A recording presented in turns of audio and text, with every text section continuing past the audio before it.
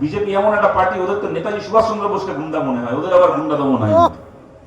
মাথায় লাল পতাকা মাথা উঁচু করে উঠছে, খালি শিউলি সাহা এখন হাতে তৃণমূলের পতাকাটাকে নিয়ে এখন শুভেন্দু অধিকারী জুতো বালিশ করছে। জন্য অনুরোধ করছে।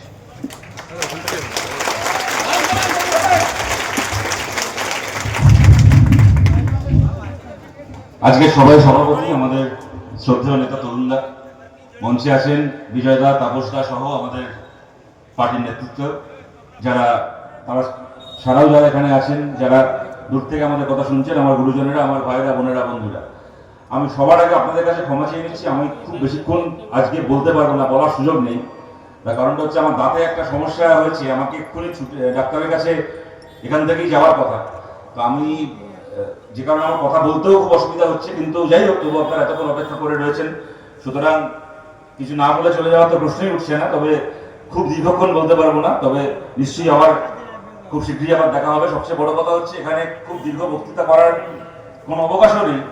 সাধারণভাবে দেখুন, আমাদের এই ধরনের মিটিং মিছিল এগুলো আমাদের হয় ভোটের আগে।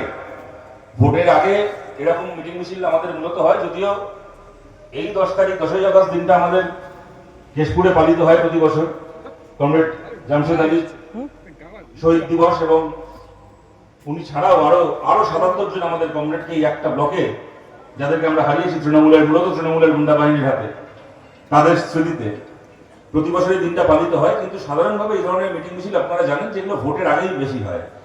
ভোটের পরে একটা সময় যায় যখন কিনা এই ধরনের মিটিং মিছিল বন্ধ থাকে, ভোটের পরে আবার আর পাশে সাংগঠনিক কাজ বেশি হয়।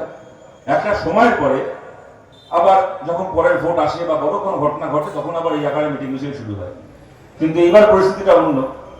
গোটা রাজ্য জুড়ে বিধানসভা ভোটের পরেও জায়গায় জায়গায় আমাদের বড় আকারে এরকম মিটিং মিছিল করতে হচ্ছে। এবারের পরিস্থিতি অন্যান্য বারের থেকে আলাদা, মানে অদ্ভুত ঘটনা ঘটেছে আমাদের রাজ্যে। ভোট হওয়ার পরে আমাদের আঙুল থেকে ভোটের কালি উঠতে পারলো না, তার আগে তৃণমূল কংগ্রেস পার্টিটা উঠে গেল আমাদের রাজ্যে। এখানকার যিনি এখন বিধায়ক শিউলি সাহা, এদেরকে আপনারা দেখেছেন 10 বছর ধরে, 15 বছর ধরে সিপিএম কে লক্ষ্য দেবো না, সিপিএম কে প্রার্থী দিতে দেবো না, সিপিএম কে মিটিং করতে দেবো না, মিছিল করতে দেবো না। কারণ কি? বলে গেছে যে পশ্চিমবাংলায় বিজেপি আছে, উল্টো দিকে আমরা তৃণমূল রয়েছি। এখন যদি সিপিএম যদি ভোট কাটে, তাহলে ভোট ভাগাভাগিতে বিজেপির সুবিধা হয়ে যাবে। কংগ্রেস যদি ভোট কাটে, তাহলে বিজেপির সুবিধা হয়ে যাবে। সুতরাং সিপিএম, কংগ্রেস, অন্য কোনো দলকে আমরা লড়তে দেবো না। খালি একদিকে বিজেপি থাকবে, পাল্টা উল্টো দিকে তৃণমূল থাকবে। আমরা একমাত্র দায়িত্ব নিয়ে বিজেপিকে ঢাকাবো। তাই বিজেপিকে আটকানোর জন্য সিপিএম এর পার্টি অফিসে আমরা আগুন লাগাবো, সিপিএম কে মারবো, ধরবো, ওদের পঞ্চায়েতে লড়তে দেবো না, ওদের মিটিং করতে দেবো না, মিছিল করতে দেবো না। কারণ আমি শিউলি সাহা, মমতা ব্যানার্জির নেতৃত্বে, মুকুল রায়ের নেতৃত্বে আমি বিজেপিকে আটকাবো। 15 বছর ধরে, 10 বছর ধরে এই রাজনীতি করে গেছে, তাদের আজকে চেহারা দেখছেন। সিপিআইএম এর জায়গায় দাঁড়িয়ে আছে। এই যে ব্যবস্থা বলার সময় বলছিল, এই জামশেদ আলী ভবনের সামনে দাঁড়িয়ে শিউলি সাহা বলে গেছিল নাকি জামশেদ আলী ভবন চলতে দেবে না, নাকি এখানে লাল পতাকা উঠতে দেবে না।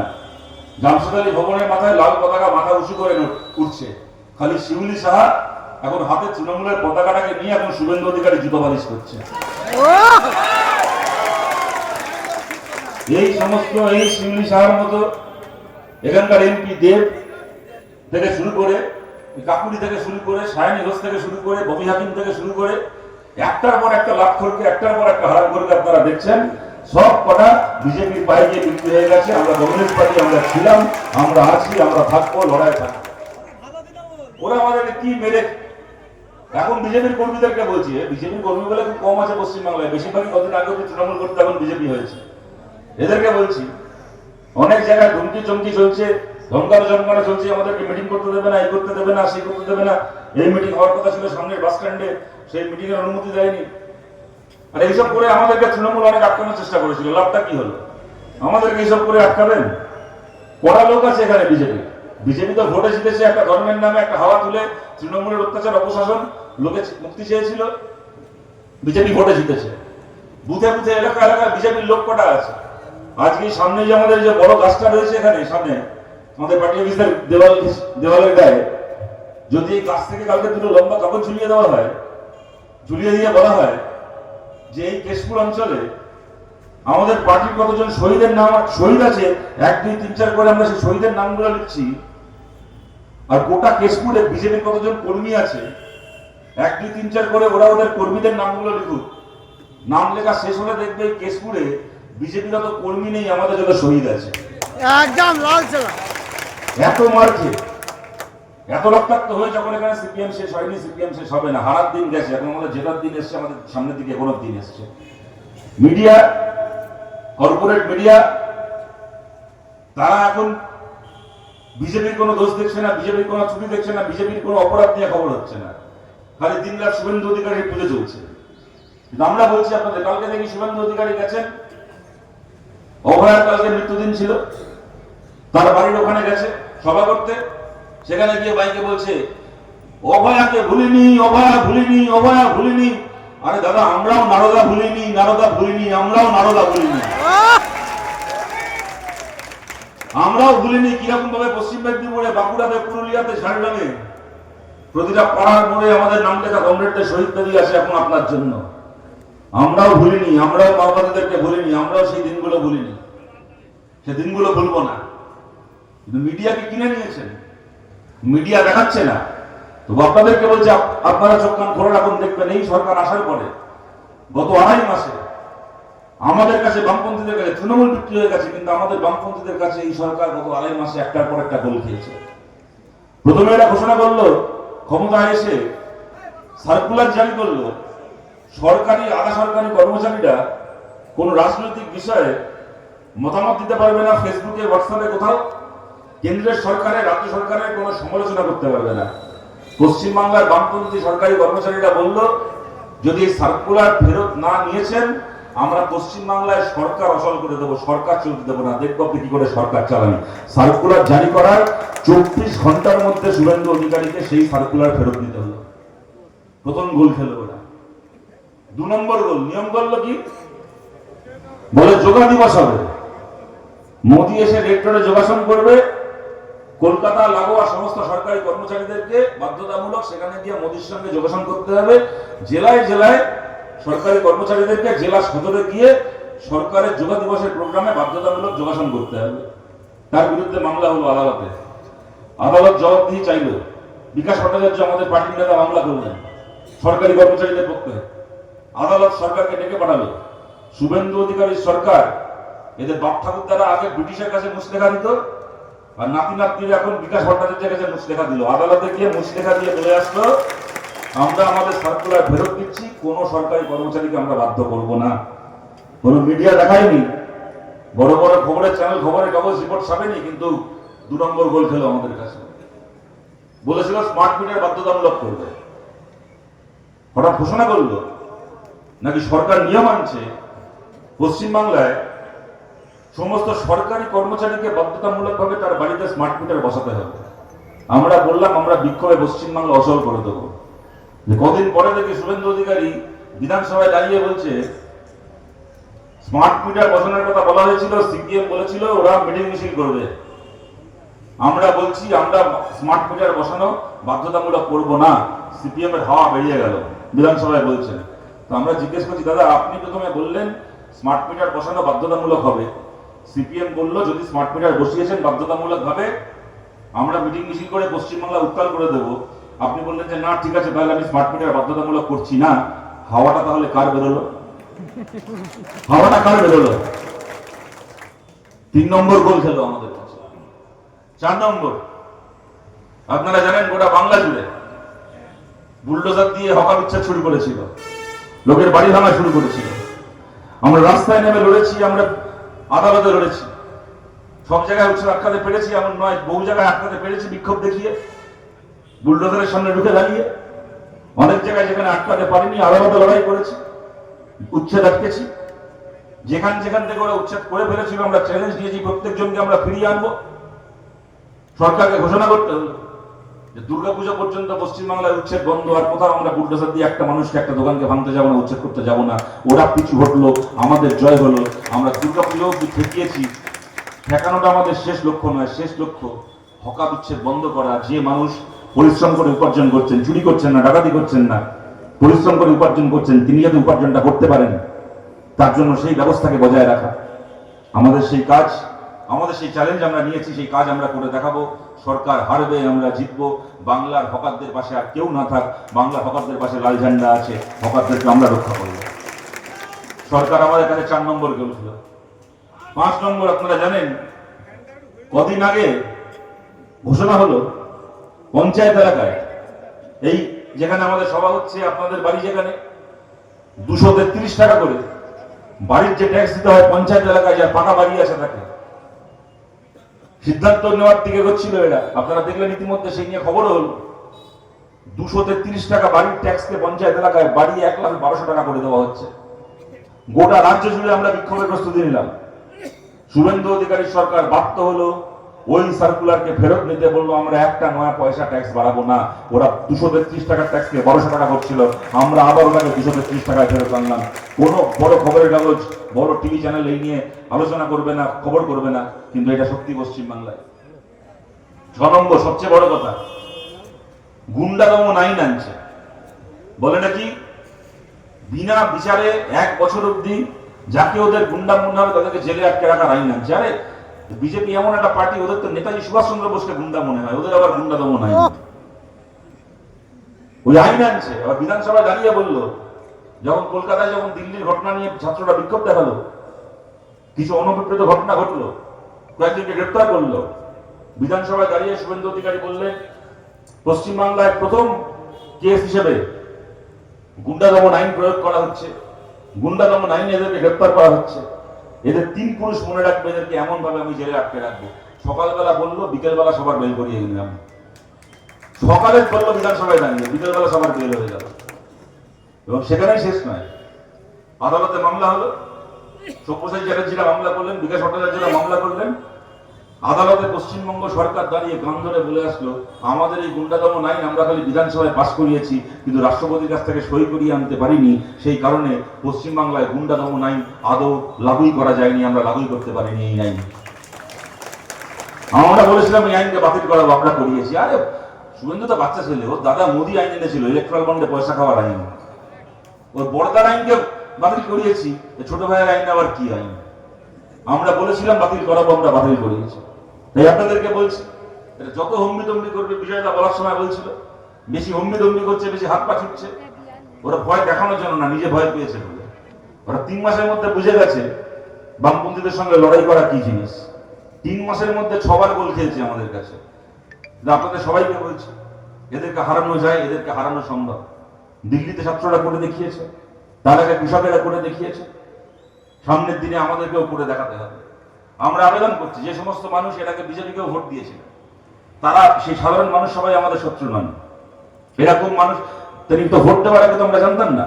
ওরা ভোটের আগে এসে বলেছিল, বাড়ি বাড়ি গিয়ে বলে গেছিল, যারা যারা লক্ষ্মীর ভান্ডার পাচ্ছে প্রত্যেকে অন্নপূর্ণা ভান্ডার পাবে। লক্ষ্মীর ভান্ডারের 1500 টাকা, অন্নপূর্ণা ভান্ডারের 3000 টাকা হবে। আজকে 1 কোটির ওপর মানুষের নাম কাটা গেছে, 1 কোটির ওপর মহিলার পশ্চিমবাংলায় নাম কাটা গেছে। তারা আর অন্নপূর্ণা ভান্ডার, লক্ষ্মীর ভান্ডার কোনো ভান্ডার পাবেন না, কোনো টাকা পাবেন না। এমনকি এই জিনিস ঘটছে, অন্নপূর্ণা ভান্ডার দেওয়ার নাম করে 12 পাতা 13 পাতার ফর্ম ফিল আপ করিয়েছে। সেই ফর্মের তথ্য দেখে এখন অনেক মহিলার এমনকি রেশন কার্ড পর্যন্ত ব্লক করে দেওয়া হচ্ছে, বন্ধ করে দেওয়া হচ্ছে। বলা হচ্ছে যে এরা বড় লোক, এদের বাড়িতে ফ্রিজ আছে, এদের বাড়িতে 2 চাকার মোটর বাইক আছে, এদের বাড়িতে কালার টিভি আছে, এদেরকে লক্ষ্মীর ভান্ডার দেওয়া যাবে না, এদেরকে অন্নপূর্ণা ভান্ডার দেওয়া যাবে না।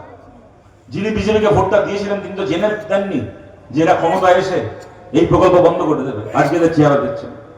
ভোটের আগে যে বাড়িগুলোতে গিয়ে হাত জোর করে বলে এসেছিল, জন্ম যদি হিন্দু কুলে ভোট দেবে বদ্ধ ভুলে, তুমিও হিন্দু আমিও হিন্দু, আমাদেরকে ভোট দেবে, আমরা হিন্দুদের সরকার করব। সেই বাড়িগুলোতে ভোটের পরে গিয়ে বলছে এগুলো বেআইনি বাড়ি, এগুলো বেআইনি দোকান, বুলডোজার দিয়ে এগুলোকে ভাঙবো, উচ্ছেদ করবো। ভোটের আগে হিন্দু ছিল, ভোটের পরে বেআইনি হয়ে গেল মানুষ। যারা ভোট দিয়েছিলেন তারা এগুলো জেনে ভোট দেননি। মানুষ ভোট দিয়েছিল এই শিউলি সাহার মতো চোরগুলো, মুকুল রায়ের কোটি কোটি টাকার যার বাড়ির আলমারিতে রেখে দিয়েছে, মুকুল রায়ের কোটি কোটি টাকার পাহারাদার এই শিউলি সাহারা, এই ববি হাকিমের মতো চোরগুলো, এই সায়নী ঘোষের মতো চোরগুলো, এই চোরগুলো জেলে ঢুকবে বলে মানুষ ভোট দিয়েছিল। এখন তারা গিয়ে মোদির সঙ্গে মিটিং করছে, শুভেন্দু অধিকারীর সঙ্গে মিটিং করছে। তারা এখন ভালো তৃণমূল হয়ে গেছে। বাংলার তৃণমূলের চোরগুলো ভালো তৃণমূল হয়ে গেল, কিন্তু বাংলার খেটে খাওয়া হকাররা ভালো হকার হতে পারলো না, তাদের দোকান ভেঙে দেওয়া হলো। যিনি ভোট দিয়েছিলেন কার চোখে জল দেখবেন বলে ভোট দিয়েছিলেন? এই সায়নী ঘোষ, এই ববি হাকিম, এই মদন মিত্র, এই চোরগুলোর চোখের জল দেখবেন বলে ভোট দিয়েছিলেন? নাকি একজন খেটে খাওয়া হকার, একজন ঝুপড়িবাসী বস্তিবাসী মানুষের চোখের জল দেখবেন বলে ভোট দিয়েছিলেন? সেই মানুষটাও বলছে, যদি আপনারা মনে করেন ভোটের আগে বিজেপি যা বলেছিল ভোটের পরে যা করছে দুয়ের মধ্যে কোনো মিল নেই, তাহলে সামনের দিনের লড়াই আপনাকে আমাদের পাশে চাই। তৃণমূলকেও যারা সমর্থন করেছেন, এই সমস্ত এলাকায় এরকম অনেক মানুষ আছেন যারা তৃণমূলকে সমর্থন করেছিলেন, তৃণমূলকে ভালোবেসে নয়, বাধ্য হয়ে সমর্থন করেছিলেন। অনেককে হয়তো তৃণমূলের মিটিং মিছিলেও যেতে হয়েছিল বাধ্য হয়ে, জোর জুলুম ছিল, মিটিং মিছিলে না গেলে মার খেতে হবে। যে টোটো চালায় তার স্ট্যান্ডে টোটো চালাতে পারবে না, যার দোকান আছে হয়তো তার দোকান বন্ধ করে দেওয়া হবে, 7 দিন দোকান খুলতে পারবে না। অনেক মানুষকে এরকম ভয় দেখানো হয়েছিল যে যদি আমাদের মিটিং এ না যাও, মিছিলে না যাও, তোমার জব কার্ড বাতিল হয়ে যাবে, জব কার্ড পাবে না। কোনো মহিলার হয়তো বলে দিল যে তোমার লক্ষ্মীর ভান্ডার পাবে না, তোমার মেয়ে কন্যাশ্রী হবে না। এরকম অনেক হুমকিতে, অনেক বাধ্যবাধকতায় অনেক মানুষ বাধ্য হয়েছিলেন তৃণমূলের মিটিং মিছিলে যেতে। অনেকে হয়তো এই কারণে তৃণমূলের মিটিং মিছিলে গেছিলেন, তৃণমূলকে ভোট দিয়েছিলেন কারণ চোখের সামনে তৃণমূল ছাড়া আর কোনো পার্টি ছিল না তখন। মেরে মেরে বামপন্থীদেরকে, মেরে মেরে কংগ্রেসকে রাজনীতি করতে দেওয়া হয়নি। একদিকে বিজেপি, অন্যদিকে তৃণমূল। আমার যদি বিজেপিকে আটকাতে হয়, যে করে হোক তৃণমূলকে ভোট দিতে হবে, সেই বাধ্যবাধকতা থেকে অনেকে তৃণমূলকে সমর্থন করেছিলেন। সেই সমস্ত মানুষের কাছে বলছি, আপনাদের সঙ্গে আমাদের কোনো লড়াই নেই, আপনাদের সঙ্গে আমাদের কোনো শত্রুতা নেই। আমাদের লড়াই তৃণমূলের চোর নেতাগুলোর বিরুদ্ধে। তৃণমূল কংগ্রেসের হয়ে যারা মস্তানি করেছে, গুন্ডামি করেছে, লোকের উপর অত্যাচার করেছে, আমাদের লড়াই তাদের বিরুদ্ধে। তৃণমূলের হয়ে যারা মস্তানি করেছে, গুন্ডামি করেছে, মানুষকে হুমকি দিয়েছে, লুটপাট করেছে, সেই লোকগুলোর জন্য আমাদের পার্টি অফিসের দরজায় বিজেপি যেরকম ফুলমালা নিয়ে দাঁড়িয়ে আছে ওদেরকে ভালো তৃণমূল করবে বলে, আমাদের জন্য এই সমস্ত চোর, এই সমস্ত অত্যাচারের জন্য আমাদের পার্টি অফিসের দরজায় ছেঁড়া জুতো ঝুলছে। জীবনে কোনোদিন সিপিএমের পার্টি অফিসে পা রাখতে পারবে না।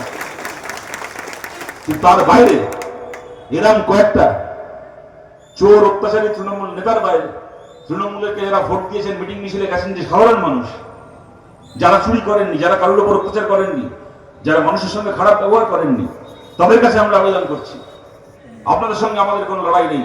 আপনাদের জন্য আমাদের পার্টি অফিসের দরজা খোলা, আপনাদের জন্য আমাদের মনের দরজা খোলা, আমাদের হৃদয়ের দরজা খোলা। আপনাদেরকে আমরা আমাদের পাশে চাই। আপনারা দেখতে পাচ্ছেন পিসি ভাইপোর পার্টিতে, পার্টির ইতিহাসের খাতায় নাম উঠে গেছে। পার্টির এই জীবনে আর কিছু হবে না। মমতা ব্যানার্জি কালকে সভা করতে গেছিলেন, এই ওনার মৃত কর্মীর বাড়িতে গেছিলেন, তার গাড়িতে ঢিল ছোড়া হয়েছে, কাঁথা ছোড়া হয়েছে। তাই নিয়ে যা বলার আমাদের পার্টির বক্তব্য বিজয়দা বলেছে, আমরা এটাকে নিন্দে করছি। কিন্তু এটাও ঘটনা যে এই কাজ মমতা ব্যানার্জির আমলে ওনার প্রশ্রয় আমাদের প্রত্যেকের সঙ্গে ঘটেছে, আমাদের পার্টির নেতাদের সঙ্গে ঘটেছে। ওনার প্রতি আমাদের কোনো সহানুভূতি নেই। তো আপনাদেরকে একটা কথা বলছি, আজকে উনি এত জনপ্রিয় নেত্রী, ওনার গাড়িকে ঘিরে ধরে যদি 5টা লোক পাথর ছড়ে, ঢিল ছড়ে, কাদা ছড়ে, তো ওনাকে সমর্থন করে, ওনাকে ভালোবেসে 10টা লোক বেরিয়ে এসে কেন প্রতিবাদ করে না বলুন তো?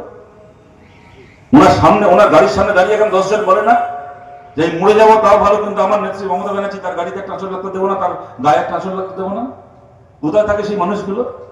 কোথায় থাকে যে লোকগুলো?